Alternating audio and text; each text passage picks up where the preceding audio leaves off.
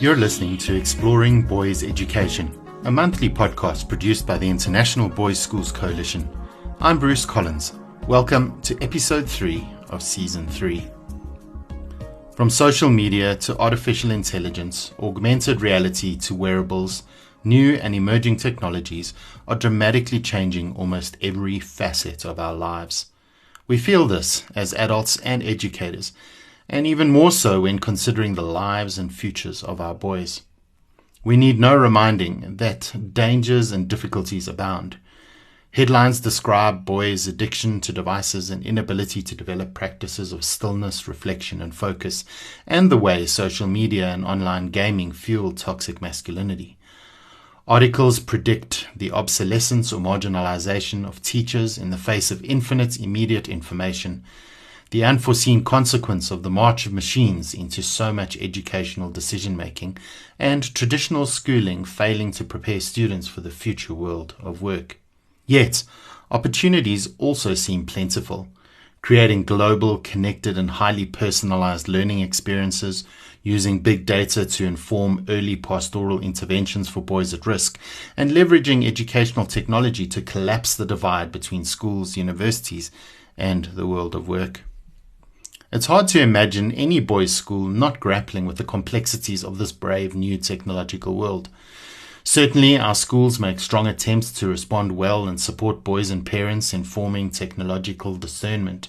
Yet, as with character education and teaching for responsible sexual citizenship, there is little shared understanding of how boys currently engage with new technologies in schools and in the research literature, and few rigorous models and resources for boys, parents, teachers, school leaders, and public policymakers to draw on to respond to this. As educators of boys, we understand the primacy of relationships in all that we do. The emerging world of technology offers both challenges and opportunities for the development and maintenance of quality learning relationships between teachers and boys with each other. And so, in this episode, we hear directly from Professor Alison Clark-Wilson, who discusses the key findings of the IBSC-commissioned report she conducted with research colleagues at University College London Institute of Education into building learning relationships through the use of technology. But before we speak to Alison, it's always a pleasure to hand over to my colleague and interim IBSC Executive Director, Amy Ahart, for the IBSC Newsreel.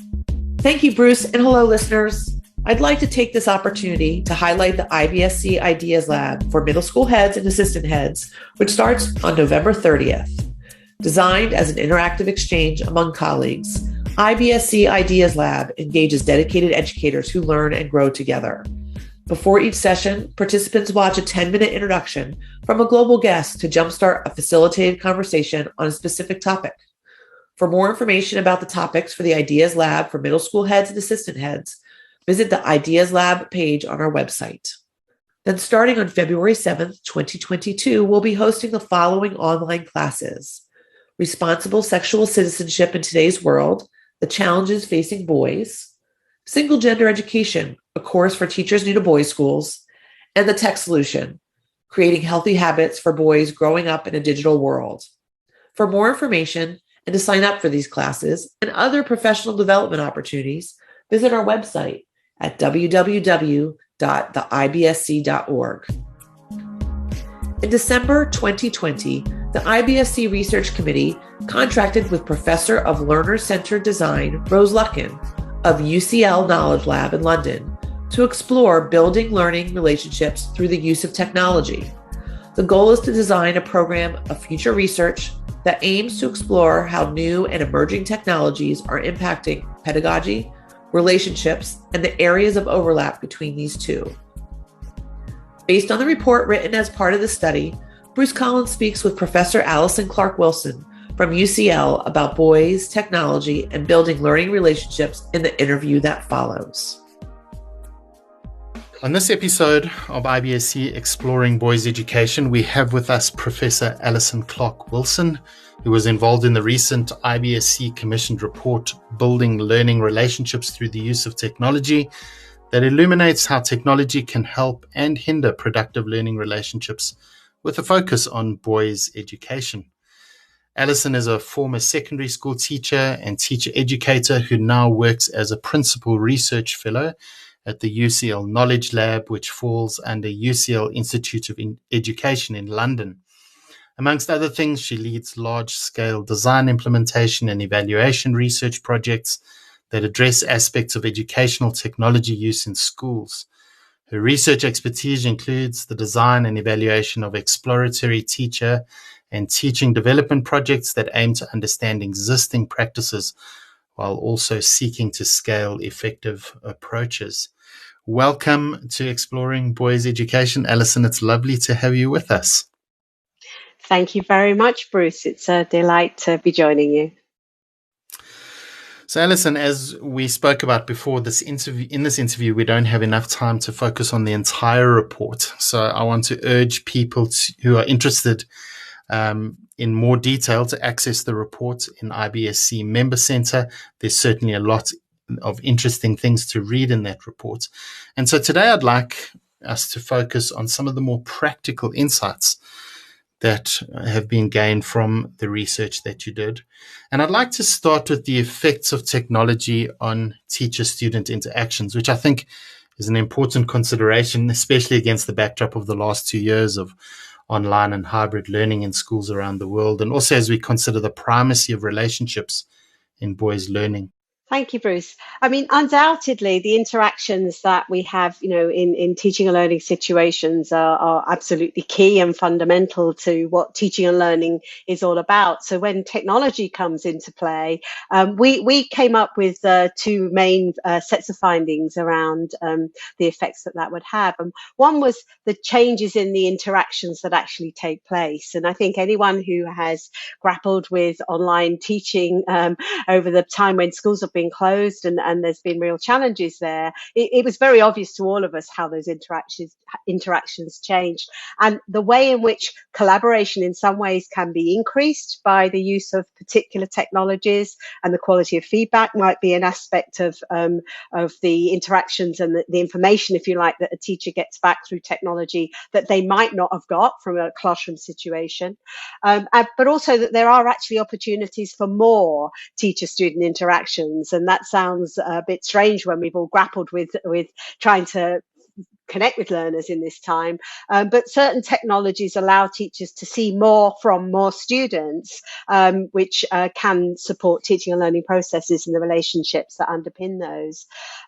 Other technologies actually provide the catalyst for students' participation. So there's some particular technologies used in maths and science where actually what teachers and students are communicating about is really only there because we've got the technology. So there's a different source of interaction there that wasn't there beforehand. And in many cases, you can find opportunities to have either a higher quality or a more individualized teacher-student relationship. Again, people may be familiar with technologies that personalize learning and therefore give teachers a much finer grain of insight into a student's understanding around something. So those interactions can be sort of very much about the level of the technology and what it's helping the teacher to be able to see in the student's learning, or it can be at the heart of what the learning is about, depending on the technology that's chosen. And it doesn't really need a lot more explanation to say, well, if we've got these sorts of interactions going on that weren't there before, there's also a big effect on the teacher's role. So the way in which having these different tools and technologies changes in some ways what it means to be a teacher. It might allow for much more exploratory teaching and learning situations for students, or it might enable teachers to be able to answer or ask or respond to students' questioning in different ways, or the amount of conversation or digital interactions that can go on. So for teachers, there can be quite a lot of new demands on what's expected of them when technology comes into play. Alison, you grounded the research on 5 themes, which I'll mention them briefly: presence, connections, belonging, identity, and learning environments. And I'd like us to spend some time in the next part of this interview unpacking some of the implications for each of these. So let's start with presence. What are the implications of the report's findings about presence? Yeah, it's a fascinating set of themes. We took them from the work of Reichart and Hawley because these are really fundamental to aspects of relational teaching and learning. And for us, presence, and when we start to think about what it means to be digitally present, and again, we can think back to the time when we were forced online, and how hard it was for teachers in some ways to really get a sense of presence. We might have thought that was hard when we're in a classroom with boys, just looking around and trying to gather that feedback, if you like, to know that students are really present in the room. But it's much harder in that digital context. So the way in which we can reconceive presence, it's not enough just to be a list on a participant name board in a Zoom call, for example. We want to see more than that. But what does it look like? What does it mean? And how do different digital tools allow us to gain a sense of a boy's presence in the digital classroom or in the digitally enhanced classroom?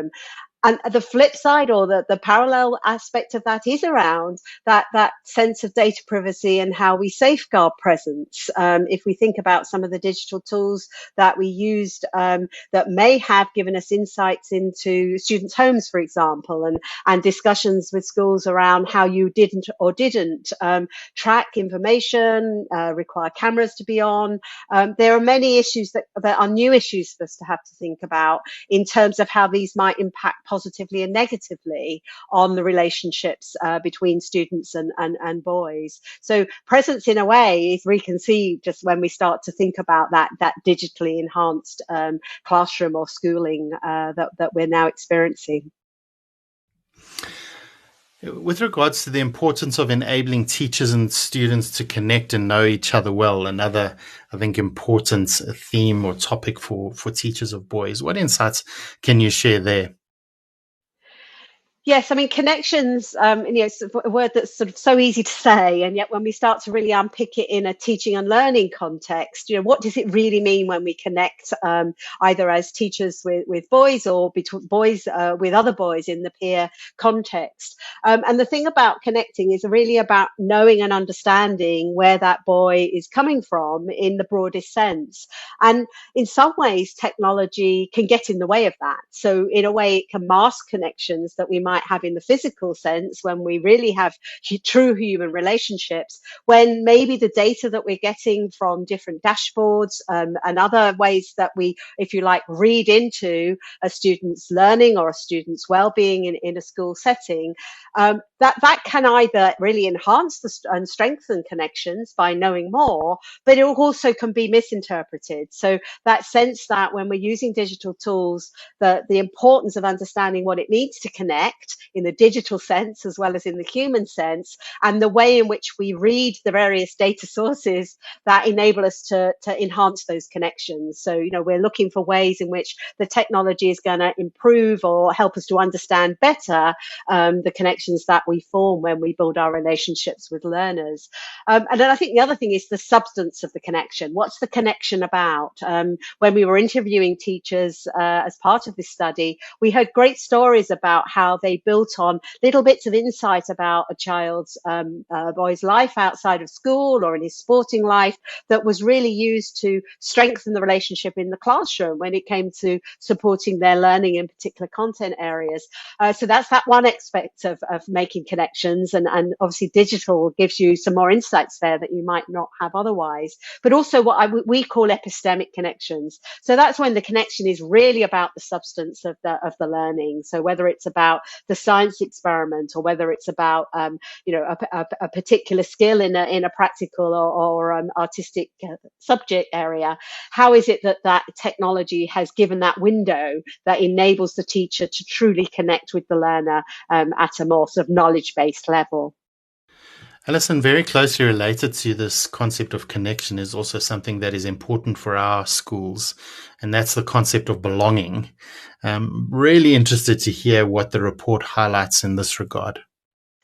Yeah, so I mean, obviously these are quite intangible ideas in some ways when we suddenly think about technology and belonging. What does it mean to belong in a technology enhanced setting, whether that's in a physical classroom with technology on the table, or whether that's in a remote teaching environment, or in a more at distance way of thinking.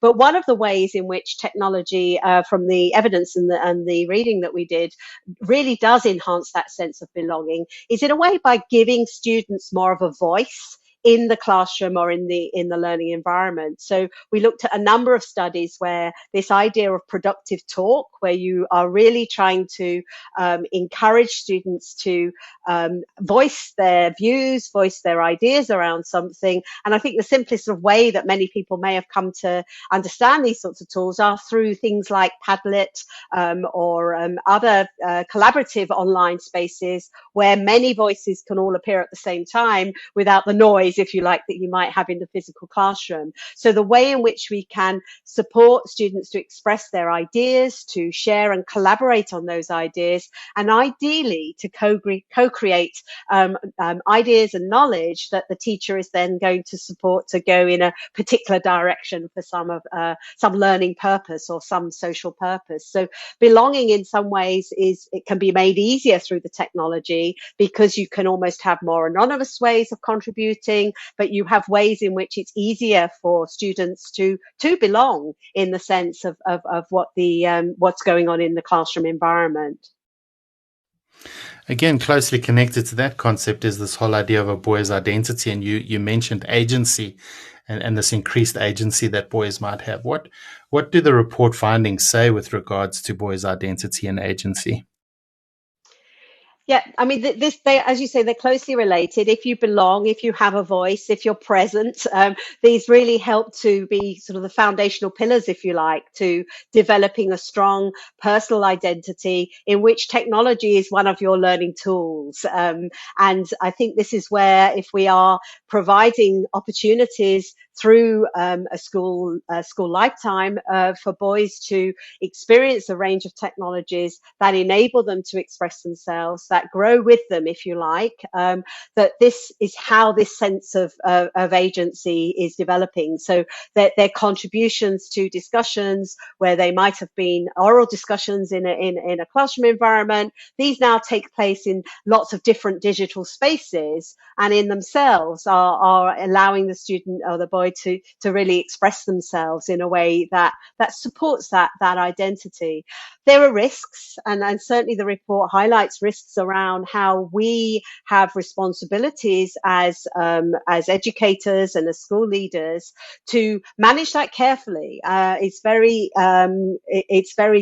easy to see how identity can be forming in what we would see to be a positive direction and in a negative direction. And the spaces in which students might find themselves, we have to really be sure, goes back to the safeguarding point, that these are safe spaces in which we are encouraging positive outcomes, and that we are using any of the data that we might have to have insights into that to really keep an eye on those relationships. And I'm thinking particularly about peer relationships amongst students and the damage that they can do if they go wrong. So that sense of agency is undoubtedly forming inside digital contents. The identities are forming inside the digital worlds that the boys are residing in. And that's a really key thing for schools to keep an eye on. Alongside that is the way in which the student-centered pedagogies, the ones in which we are supporting that co-creation of knowledge and ideas, again, they build that confidence, they build that self-assuredness, and they build leadership skills, all of these important aspects that mean that boys will leave their formal education with really strong, well-founded experiences that they're really founded on strong learning relationships. And then, Alison, the last topic or theme on which this research was grounded was learning environments. And I'm interested to know, what the study teaches us about our learning environments, which are increasingly dynamic.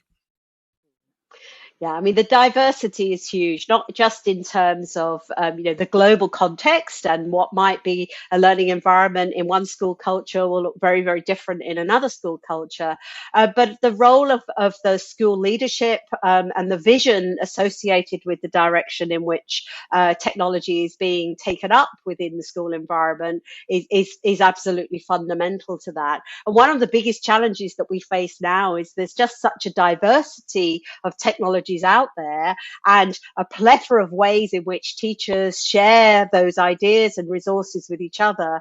It's really challenging for leadership teams to stay abreast of and in some ways not change too quickly. So, the idea that you have very discerning choices about the digital resources that you do adopt within a school, that you are confident amongst the teaching community that that's the right blend, and there will never be a correct blend. It will be the right blend for that moment in time for the boys that you've got in front of you and the teachers with their confidence to use those digital tools. So the learning environment is never going to be this static thing. It's going to be changing, but it is really the role of the school leadership and management to curate that set of technologies that serve the school's purposes best you can at any point in time. So in a way, you can never take your eye off the ball with technology. It's always going to be moving. You always need a focus and an emphasis on it, and you need to be continually sense checking when it's right to start looking at new technologies and when it's right to switch off the old technologies, because we can't keep layering these on top of each other. We all sort of slowly lose the plot as to the direction that we're trying to take the student experience in. So, I mean, learning environments are key. It's one of those aspects that is really should be at the heart of the teaching, not just the leadership management of the school in terms of organising access and IT support and those sorts of things, but actually at the heart of the whole teaching and learning policies, processes, vision, so that they really serve, the technology serves the needs of the students and the teachers, rather than everybody becoming a slave to it.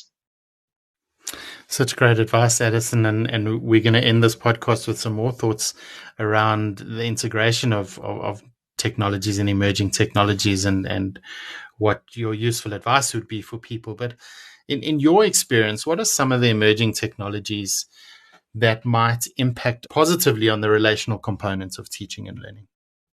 Yeah, I mean, this for me was a really exciting part of the report when we really did that sort of, what's around the corner, and in a sense, it's offering our sort of hypotheses around how some of these technologies might play out in classrooms. So there's some particularly interesting things happening around robots, and there's sort of generally sort of two types of robots that we talk about in the report. One is the telepresence robots, and these are what I describe as the sort of the iPads on wheels that give you an opportunity to have a visual presence of somebody in the room who might not be there otherwise, but who also gives them the mobility of essentially providing them some wheels to drive their iPad around the school environment with. So what's been interesting in some of the studies looking at how these telepresence robots can be used, it is about either giving students who would otherwise not be present in the school, whether that be to illness or other challenges at that moment in time, to be participating in a much more physical sense than they would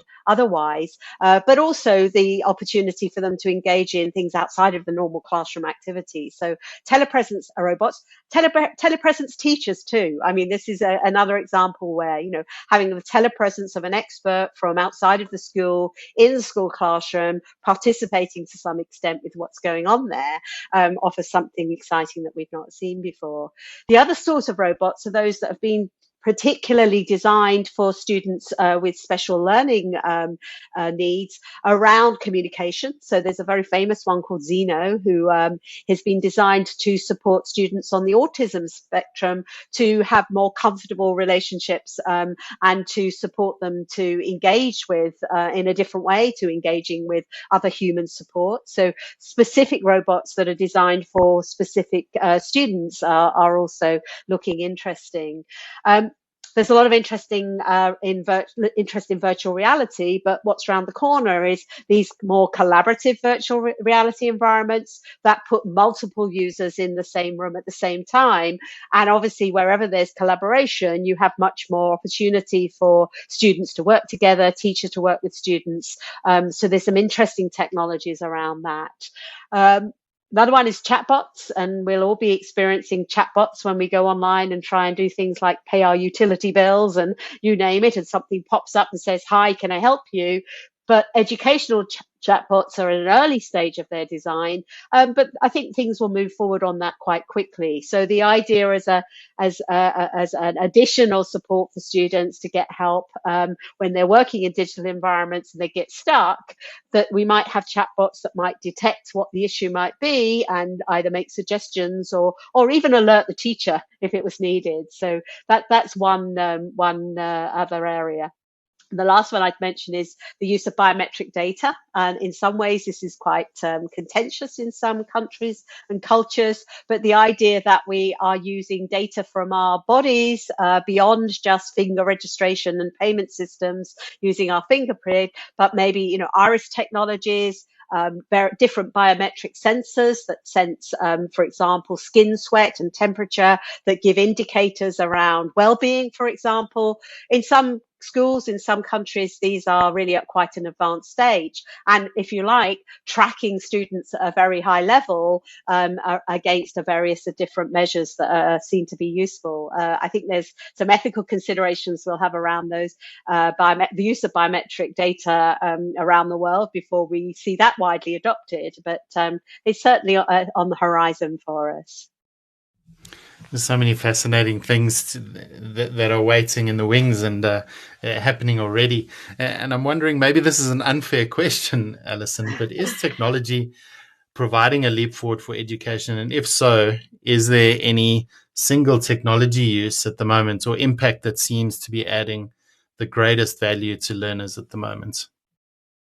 Yeah, it's a really good question, Bruce, because it's interesting when you look holistically at the research evidence on technology. It's really hard to say a yes or no to that question, because the diversity of the technology and the way it's used means that, even technology we can't really define clearly enough to be able to understand what we're all talking about. But I think where technology is definitely adding value is the sort of tools and resources that do allow students to spend time practicing, certainly consolidating ideas, providing opportunities for them to be inquisitive. If I had to say one technology that has probably changed the world around as a learning tool, it's probably as simple as YouTube. Because there's so much content there now that, no matter what it is we want to find out, there's probably someone else that has thought of exactly that thing and created something in response. Now, whether it's the right sort of quality of learning material, that's another discussion. But in terms of being able to access information that we might want to know at that moment in time, I think it's undeniable that technology is having an impact there. So that's quite interesting in that self-directed learning that, there's something I want to know and I'm going to go and find it out. A combination of Wikipedia and YouTube gets me a long way. But in the school setting, things are a little bit more curated and directed. So I think finding how that balance fits with that is part of the challenge for schools in making those discerning choices. But yes, it's undoubtedly impacting on us. And I think in the school level, it's always down to thinking that through at a much more local way. So, making sure we do actually evaluate those technologies we do choose so that we try and understand the impacts that they're having, positive and negative, on the things that we value in our schools. I had to smile when you mentioned YouTube because it felt like you were describing any given day in my life, from researching a new coffee brewing method to solving a tech-related problem. I find YouTube invaluable. A last question for you, Alison, and I've really appreciated your insights and time. But and maybe you alluded to some of this earlier, but I know on the front of many teachers and school leaders' mind is this idea that the pandemic has opened many avenues for tech-based engagement in schools. And we've almost been forced into a space where we need to be using technology. And a lot of schools have wholeheartedly adopted technology because of the pandemic. But as school leaders consider learning relationships with boys, how might they go about deciding what to keep as things start opening up and we're back face to face, and what goes? Yeah. I mean, I think this is a good example of where, it's very easy to move back into the sort of wholly human school settings and slightly forget what we've left behind in terms of all this online and hybrid.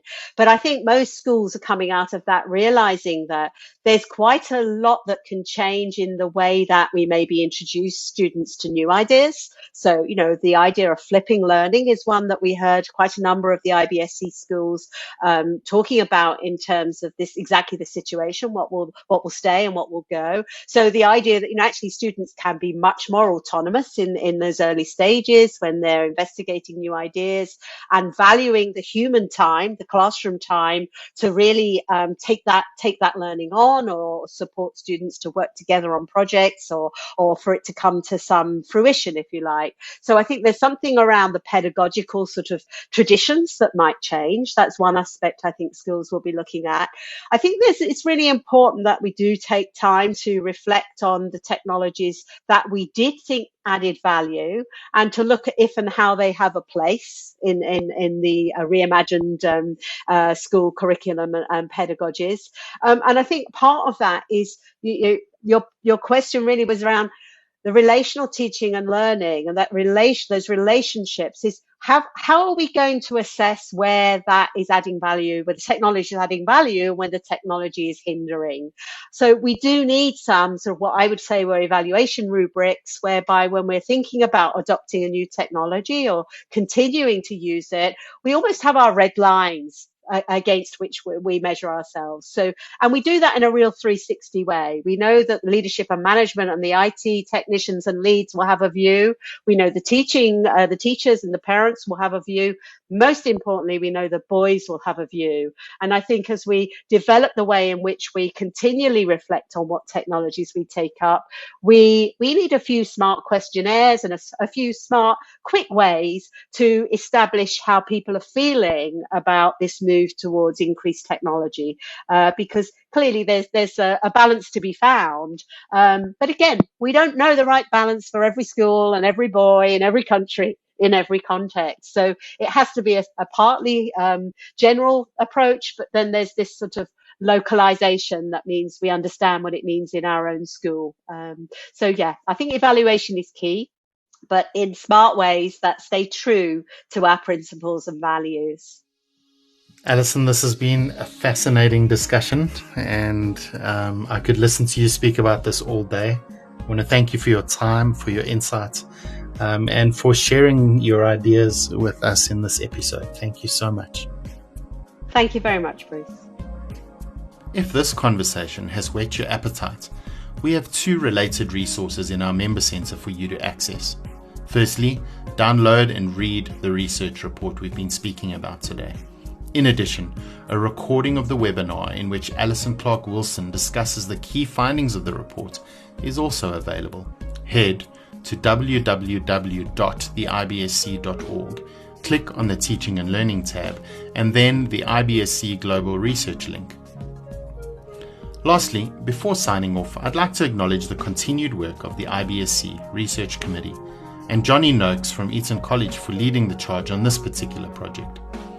IBSC's aim with commissioned research projects like these is that they would serve as a catalyst for professional growth and school improvement. We trust that this research will yield practical applications for program design as well as for teaching. As always, I'd like to thank you for listening. Until our next episode, keep safe and well.